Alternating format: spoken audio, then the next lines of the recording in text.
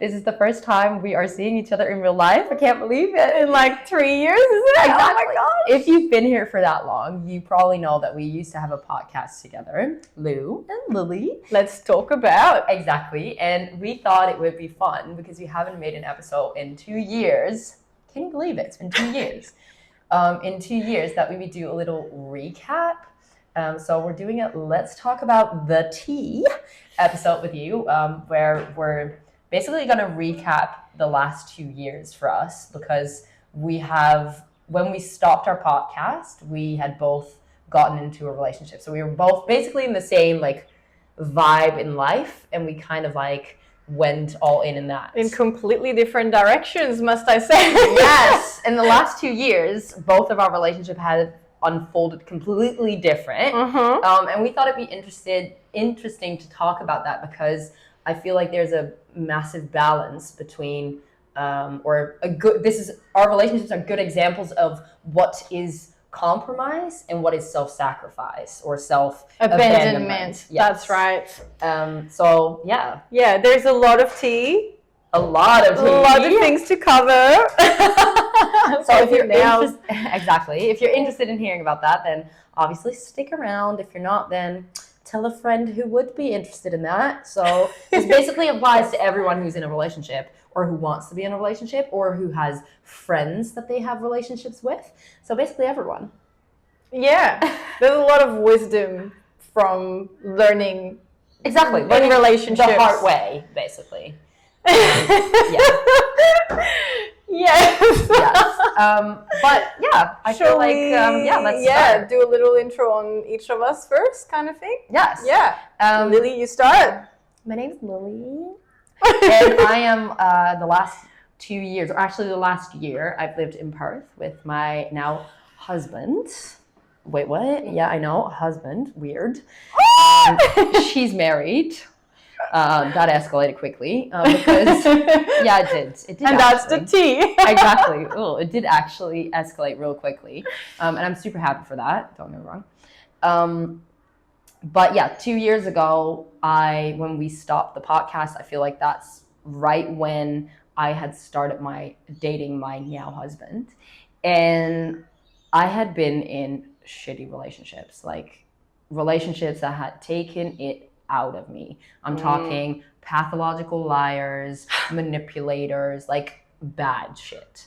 That's how we bonded too. That's how we start, right? Exactly. Yeah. That's how we bonded, over shitty men.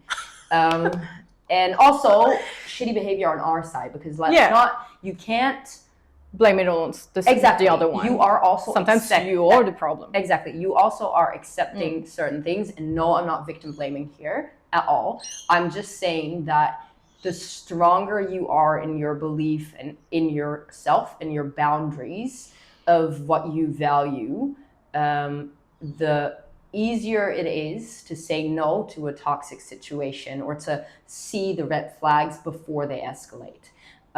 So I had learned from those relationships, and then I met someone that I wanted to spend the rest of my life with, and I knew that from the get-go.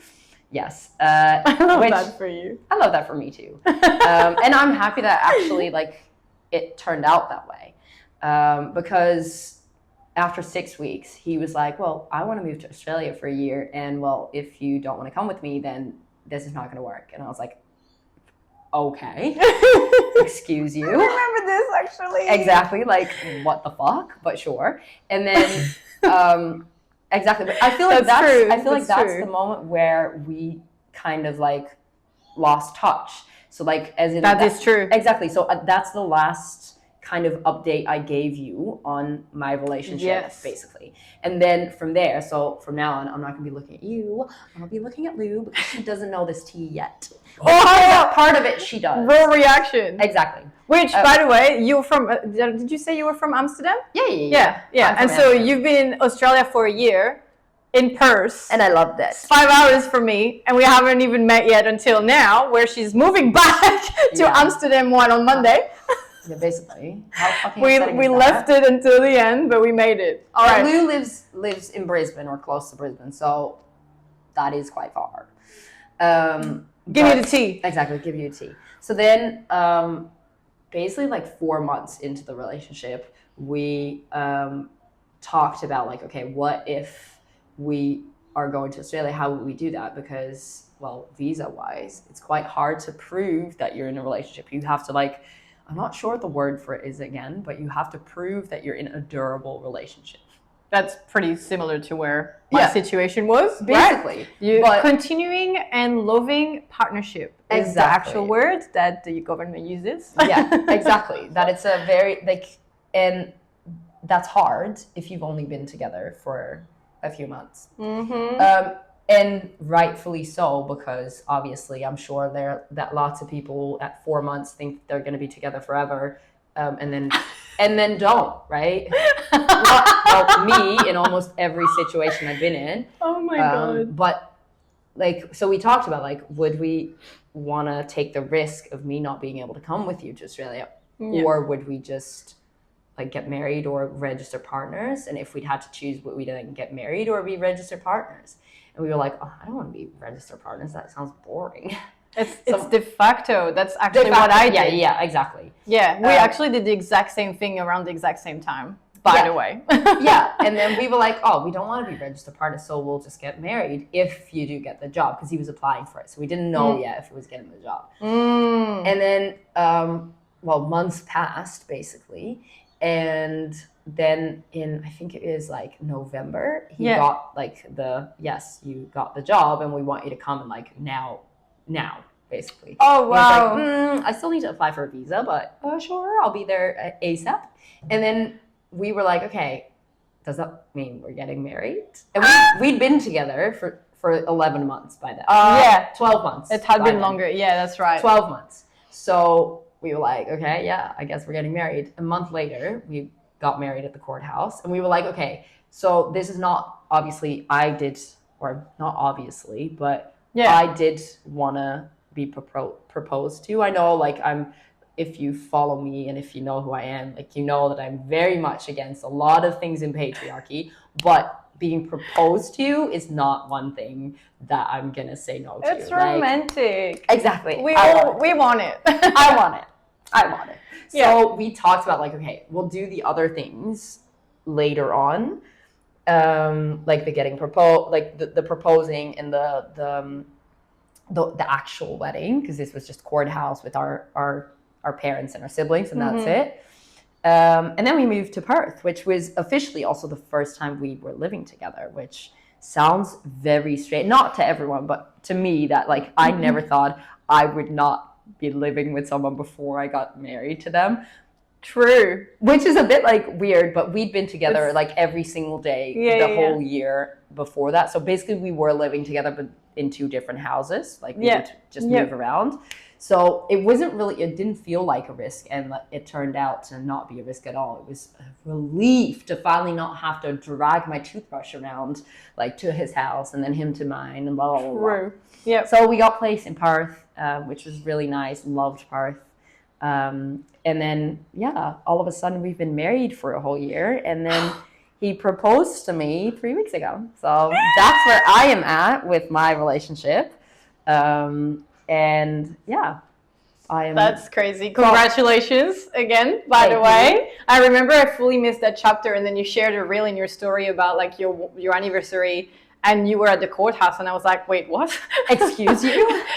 Where did that go? Like, you're not as open not open, you are open, not as transparent sometimes with things that are happening as they are happening as I do, because I love to I needed to express myself, but I feel like you have more boundaries around, you have different boundaries around that stuff. I'm just lazy and I don't share everything. Oh, that's fair. But so I learned about it. I was like, what,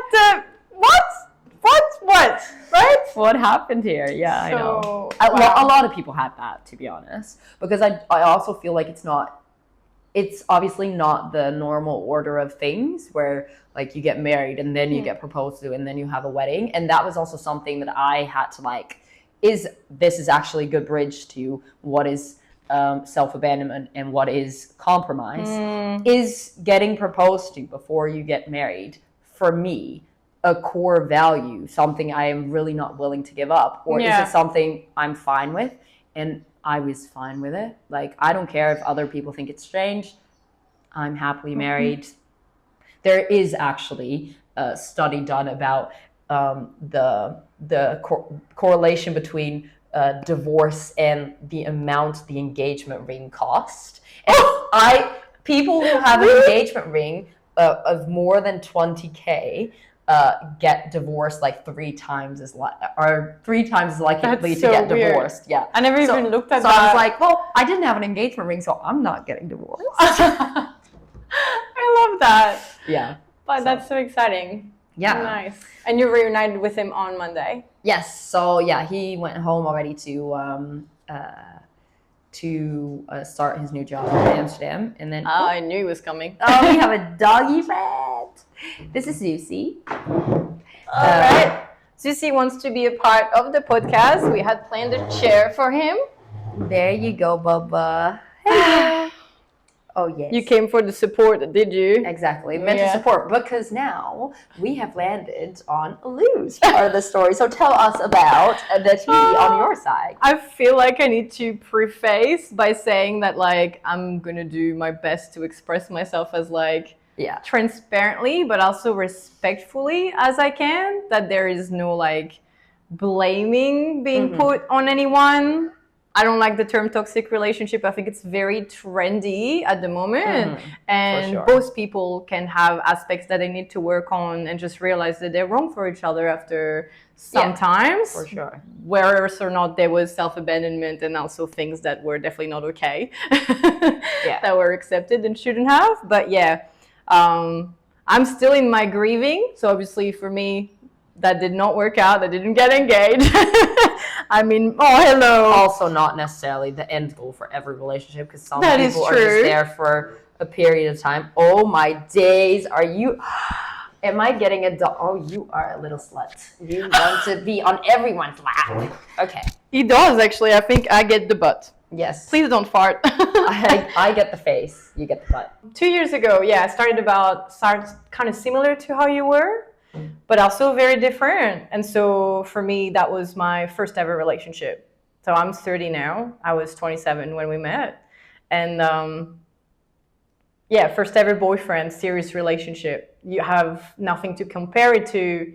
I find that, like, it's easier to not mold yourself into something you're not, but like maybe accept things that you didn't know were not okay or you weren't okay with. Yeah. That it's just like, that's where the self-abandonment, maybe a little bit of codependency comes in. Like they say your partner is a reflection of who you think you're worse, or like you're worse. And it's like my worst was not non-existent, but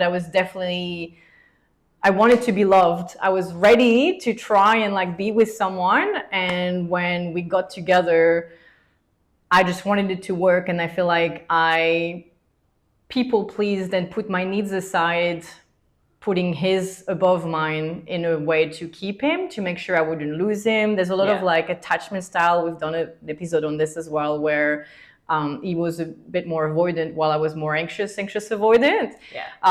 So I would be feeling afraid of being left or abandoned as well, which made me abandon myself to make sure he would be okay, kind of thing. And in that sense, it was just, when I look back, I'm just like, oh, honey. But also it's like, I needed to go through that to get to this now. And I regret nothing again. He had never asked me to put my needs, his needs above mine. It's just something that I randomly did because I thought that's what being a good partner meant. Being a good partner meant. Yeah, and basically. I feel like that's part of the reason why we're making an episode like this, because I feel like there's lots of, mainly women, who have this idea of what they are worth, or what they should be accepting or should be okay with, and then mold themselves into something they're not. And I think the most important difference, to come back to what we kind of want to make sure you get out of this, is that the most important difference between compromise and self-abandonment is not a set thing for everyone. It's not the same for everyone. It is something that you decide for yourself, like, where am I okay with compromising and where am I not okay with compromising? What are my core values? What are the things that I do not want to, like, for me, for instance, and for you as well, I reckon, is content creation. That is something that if my partner was not okay with that, that would not work out for us, because that would be a constant like friction thing, or I would stop it and just lose part of myself, and that's not okay. Same as dancing, same as like there's so many things, like, or hanging out with my family a lot. If my partner was not down with like being close to my family, that wouldn't work for me. But I found that out the hard way, because I had relationships where the person I was dating wasn't necessarily valuing the same things as me, and that's, again, not saying that they are in the wrong, it's just they have a different value system. And I think that's you can like pick 3 or 5 or how many pillars or values that you think are your core values. You can decide that before you get into a relationship, and then decide who you want to be in a relationship with based on that. And then you do not set aside the things that make you. And yeah, that's kind of like the difference for me between compromise and, because the things that are not in my core value system, sure, if my partner was taking, like, if we're very annoyed by that or like really didn't like that, I could set that aside. Like for me, for an example, going to salsa parties, not that my partner doesn't like me going to salsa parties, but like going to salsa parties is not one of my core values, which is why I wouldn't mind living in Perth forever. Like in Perth, there's not a lot of salsa dancing happening. But like if that was one of my core values and my partner asked me to abandon that by moving to Perth with him, that would be a struggle. And that would be like, you abandoning yourself for him. For him. And then you regret it. Yeah. And it kind of links back with the things the signs that you ignore at the beginning are most likely what's going to break you up at the end. Whether or not you've seen them and you're lying to yourself or not. Because when you abandon, what feels like I put his needs before mine, there were things I wasn't really okay with that I was just like, oh, that will change, we will grow up together. And these are things that gives you a bit of a maybe even savior complex, or like you're believing in that person's potential, which is not fair to them nor to you, because sure, you do grow together as partner, but like you can grow apart as well.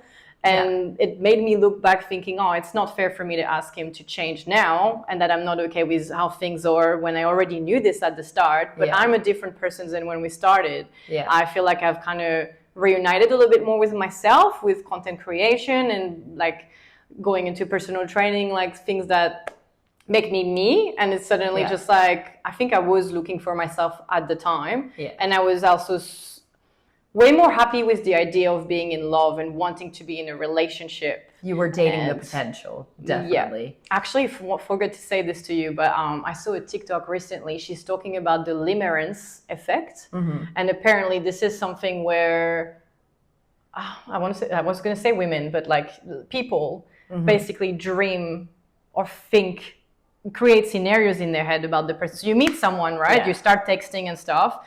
You go home, you drive your car, whatever. You start making up scenarios in your head with that person in the future.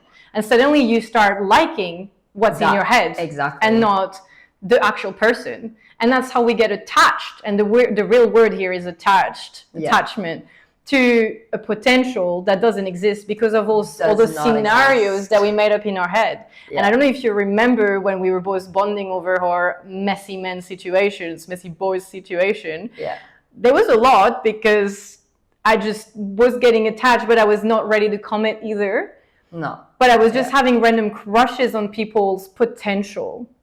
Because I just didn't want to be alone, and I didn't know who I was, and I thought my worth was in someone else. Someone was going to tell me, show me what I was worth. Well, now I'm like, oh, hang on. Wait a second. I think that's more than that. And that is the problem. As soon as you start doing that, as soon as you start dating the potential, or like having this idea of getting attached to the idea of someone in your head, you set the standard of what that person can do as well, like how that person, the potential for that person. So maybe someone can be or is a completely different person, but if you already have like this image in your head, you are also like investing, but also limiting them, because maybe you are not the person for them either, but because you have made this whole idea of them and you're molding yourself to that idea, you're also limiting them, because you might not be the person for them either. And that is fair. But like, if you like, I did this so often, I'm sure lots of people have done this so often, like the idea of you just want to be with someone, you just want to feel loved or be loved or whatever, and like you'll just hold on to, oh, we have one thing in common, and now we can build a whole life out of that together. Exactly. But no, you need to actually, I have, over my dating experience, I have this idea that like you have to be compatible with someone for at least like 65 or 70%. And everything above that, you can be happy with someone. I do not believe that there's one for everyone. I believe there's lots of people you can be very happy with, as long as you like set the frame of what your values are and your boundaries are, and then are compatible in that way. But I think it's enough to be 65 or 70% compatible with someone, and everything above that is a bonus. Like, I have dated people that I was, let's say, 70% compatible with, and it was fine. But now, like, my husband, we always say, like, it's actually fucking insane. We are like 90% or 95% compatible. There's only like a few things that we have different opinions on, or like whatever.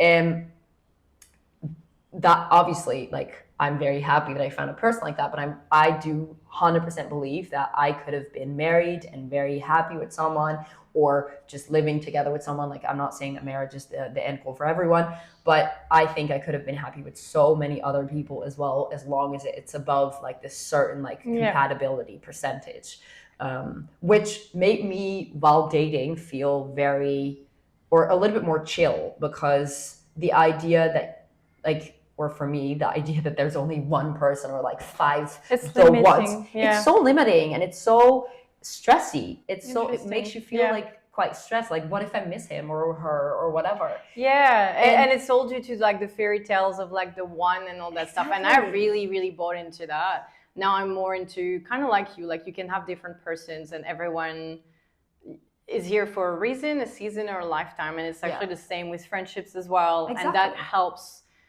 No, nothing that's for you is going to miss you, kind of thing. Exactly. Like, that's very important. And what you were saying about the limiting before is it? Or it's what I said to him, basically, when things ended, was, I want you to be happy, and the way that things are right now, I am not okay with the way things are, and they keep going this way, and it is not fair on you for me to just be resentful and not be happy in this relationship, if you can be happy with someone else and find better. And that I didn't end this relationship. It feels like we both made decisions that made it go this way, and that leaving the relationship was actually, I had no choice, because the circumstances were that like things were not going to change. And I feel like that's the brave thing to do, because there's a lot of people that will let a relationship drag on forever, and then they're just resentful to their partner, or like they're just not having it. But I feel like there's certain things, if from the beginning you have abandoned yourself, the relationship obviously needs to end. But then while you're in if like, talking about like my own relationship in this regard, like if you are in a relationship where you are very much aligned and you make sure that all the like core values are the same, there's still an obligation for both sides to make sure that you keep those values aligned, because you will change, and that will change. Like you said, like you changed in this relationship and you're not compatible with this person anymore. And maybe in the beginning you were not, like a lot. We were like, more, I don't know. Exactly. Maybe in the beginning you were more compatible with this person than you are now, which is why you ended the relationship. And that's like the over the course of a relationship, you need to make sure that you keep that compatibility and that like that sense of belonging together. Yeah, I like that. That's well So put, yeah, actually. that's basically what where I'm at in my life, making sure that I don't lose the compatibility with my hubby. We're not at risk of that at all. I'm obsessed with this man. Goals. Obsessed. It's giving with me this man. hope again. It's nice. Yes. But yeah, Yeah. there's a lot of grieving happening for me. My mental health has definitely gone. There's been a lot of elements that I've had to deal with at the same time. Not being able to speak about it too openly and things like that. We are currently at a good space. We're like friends. I don't know if you can be friends with your ex. I guess I'm gonna find out. Exactly, you tell me. To be honest, I'm not friends with any of my exes. In the bin. But yeah, I feel like sometimes maybe you don't have a choice and you just have to figure it out. We have the dog. We technically have the house. So it's not always there's communication, and it's been messy, and it might be messy again. Right now, it's okay. I'm just excited for what's next and hoping that we can both heal separately and find out if we're wrong for each other and we can care this much for each other, then that means that how much are we going to care for the next person when it's right? You know, like exactly. You've got so much love to believe give. in that. So yeah. Definitely. I guess I found out who I am in a relationship, how my love language is, how much I give and things like that. And like learning to communicate, learning how not to communicate, fighting styles. Yeah, there's been a lot, money, like sharing finances and things like that. Or we're all things that same. No one talks about that. Yeah. No one talks about how hard it is to like combine your lives with someone and financially combine your lives with someone. It is fucking hard, but that's a whole different episode. But I'm just like, it is like, there's so many elements to relationships that a lot of people don't really talk about. And then it's just an unsaid thing, which like, well, for people who know me, that's not my style. I talk about everything and anything all the fucking time. It never stops. That's true. But that's why we're here. I love that. That's awesome. That's how the podcast started. Yeah, because we were chatting and sending each other voice notes forever. Yes, the voice notes. Conclusion time. We hope you enjoyed this episode. A little bit of a deeper dive into both of where we're at right now and where we're going, which is exciting. Lots of twerking in the future. Yes, exactly. Booty shaking. Yes. And I hope you learned something from this episode. I hope that if you're in a relationship or getting into a relationship or in a relationship that you're not necessarily happy in, this chat gives you a little bit of something to relate to. Exactly, something to relate to maybe, and also something to think about, something to like maybe sit down and write down what you think your core values are and just review if that is something that's aligned with the relationship you're in or the relationship you want to be in or the person that you're looking for. And be open to them changing as well, because obviously you change as a person. And I thought I knew myself, right? I had written what I wanted in a partner. And obviously that didn't fully work. And I had a friend at the time noticing some things when it first started, telling me, and I will always remember this because I did not hear her at the time. And then when it felt like I woke up, suddenly I looked back and I was like, oh my God. She's right. She's right. And what she said to me was your self-respect, your self-worth has to be stronger than your feelings. As much as you want something to work, if both parties aren't putting the same effort, or if it's you're abandoning yourself to things that you know won't work in the future, and you don't want, when you look at your life in a year, 3 years, 5 years, you don't want it to be the way that it is now, then most likely it's not going to work. If you're Googling whether or not your relationship is toxic or unhealthy, most likely it is. Try to ask for support and And I feel like the most important thing, that's like the last thing I want to add, make sure that you don't, not just self-abandon or not just abandon yourself, but also don't abandon your friends, because those are the ones, they tell you sometimes the things you don't want to hear, but they also are the ones that ground you to who you are, or they should be, obviously, if you have good friends. But like, but like they should be the ones to ground you to who you are, and that will help. while you're in a relationship. If it's a healthy or not a healthy relationship, both ways, you need people around you to like just chat with and like spar with about certain feelings or relationship things happening in your relationship. So yeah, I hope you have lots of nice friends with nice relationships with your friends, but also nice relationships when it comes to romantic relationships, and nice experiences with people that you love in general, I guess. That's kind of a reminder that it's hard work, but it should also feel good. Exactly. Most of the time. Exactly. Because when people say, oh, your relationship are hard work, I'm like, but not that hard. Like, with the right person. Exactly. With the right person, it's work, but it's not hard. Like, it's not like unpleasant. Yeah. And it's no shade to the person who is not the right person, because you're also not the right person for them. Yeah. It means that most likely this relationship was a bridge, like a tool for growth, so that you both can meet the right person afterwards. Exactly. And it is kind of like rising above it, and just removing the pain by just deciding to see it as like spiritual growth, I guess, a little bit. But it's a lesson. Basically, it's a lesson. And hopefully no more lessons. Exactly. Hopefully no more lessons. And I hope no more lessons for you either. So yeah, we hope you enjoyed this episode. Thank you. Maybe we'll be back. Who knows?